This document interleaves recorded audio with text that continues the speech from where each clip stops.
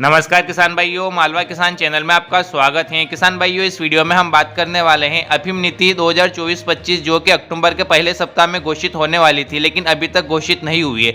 लेकिन सांसद सुधीर गुप्ता और सीपी जोशी ने वित्त राज्य मंत्री से भी मुलाकात की है और वित्त मंत्री निर्मला सीतारमण से भी मुलाकात की है। क्या क्या प्रमुख मांगे रखी, उसके बावजूद भी नई अफीम नीति अभी तक घोषित नहीं हुई, सारी जानकारी आपको इस वीडियो के माध्यम से मिल जाएगी। किसान भाइयों, यदि आप हमारे चैनल पर पहली बार आए तो हमारे चैनल को जरूर सब्सक्राइब कीजिएगा और इस वीडियो को सभी किसान भाइयों तक जरूर शेयर कीजिएगा जो अफीम नीति का इंतजार कर रहे हैं। तो चलिए हम देख लेते हैं पूरी जानकारी को, जो अफीम नीति अभी तक घोषित नहीं हुई इसका प्रमुख कारण क्या हो सकता है। चलिए हम देख लेते हैं न्यूज़पेपर की कटिंग को, जो अफीम नीति अभी तक घोषित नहीं हुई है इसके प्रमुख कारण क्या हो सकते हैं। अफीम नीति 2024-25 और प्रतीक्षा। वित्त मंत्रालय में विचारार्थ लंबित है नई अफीम नीति के विभिन्न प्रारूप। अनियमित 13 अक्टूबर न्यूज़पेपर की ये कटिंग है। इसमें बताया गया है अफीम उत्पादन फसल वर्ष 2024-25 के लिए अफीम उत्पादक क्षेत्रों के सांसदों की मांग और दावा तो यह था कि 15 सितंबर तक नई नीति घोषित हो, लेकिन हालात यह है कि अक्टूबर माह का पहला पखवाड़ भी खत्म होने को है और कोई यह बताने कहने की स्थिति में नहीं है कि वास्तव में नीति कब घोषित होगी। वस्तुतः नीति को लेकर केंद्रीय राजस्व विभाग के संबंधित उच्चाधिकारियों ने भी सभी संबंधित तथ्यों का गहन अध्ययन कर व्यवहारिक पहलुओं के आधार पर अलग अलग प्रारूप केंद्रीय वित्त मंत्री के विचारार्थ प्रस्तुत किए हैं, लेकिन केंद्रीय वित्त मंत्री की अनियत व्यवस्था के चलते इस बारे में मंथन और निर्णय नहीं हो पाया है। सूत्रों का कहना है कि निश्चित अवधि को बता पाना मुश्किल है, लेकिन एक सप्ताह 10 दिन में कभी भी नीति का ऐलान संभव है।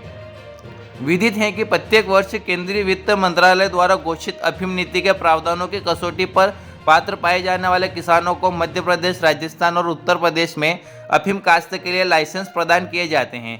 लिहाजा यह स्वाभाविक है कि तीनों अफीम उत्पादक राज्यों के हजारों किसान बहुत बेसब्री से नई अफीम नीति की प्रतीक्षा करते हैं।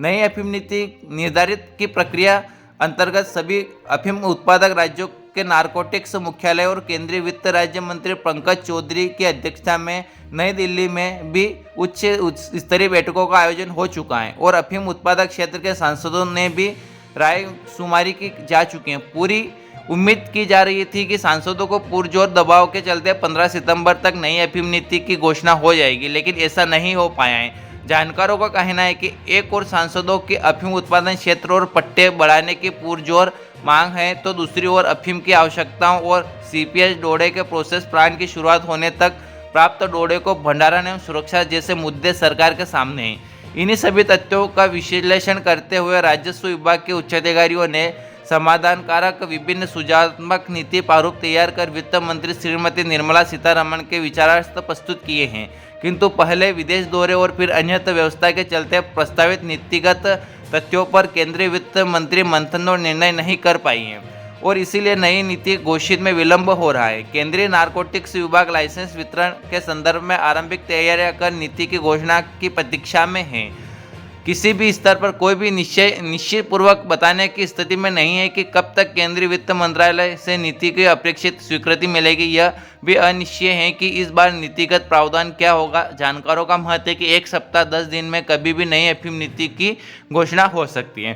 तो किसान भाइयों, हमने ये न्यूज़पेपर की कटिंग देखा है, इसमें ये बताया गया है कि अभी जो है नई अफीम नीति के बारे में बिल्कुल भी कह पाना मुश्किल है कि कब नई अफीम नीति घोषित हो सकती हैं, लेकिन फिर भी एक सप्ताह 10 दिन के अंदर ये संभावना बताई जा रही है कि नई अफीम नीति घोषित हो जाएगी।